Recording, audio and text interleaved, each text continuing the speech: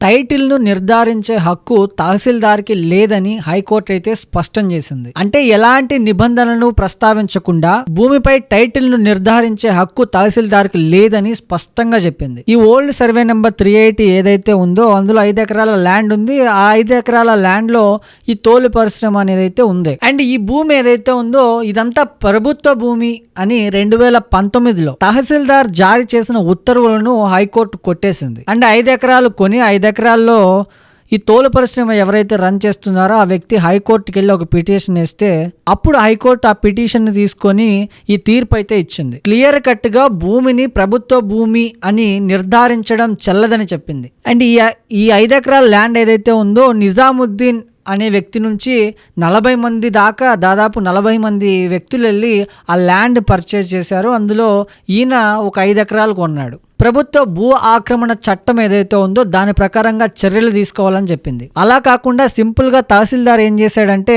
ఇది ప్రభుత్వ భూమి అని డిక్లేర్ చేసి ఉత్తర్వులు అయితే జారీ చేశాడు. సో ఇలాంటి తహసీల్దార్స్ ని ఇలాంటి రెవెన్యూ డిపార్ట్మెంట్ వాళ్ళని ఏం చేయాలంటే పక్కగా ఒక 2-3 సంవత్సరాలు జైల్లో పెట్టాలి. అప్పుడు కానీ వీళ్ళకి బుద్ధి రాదు.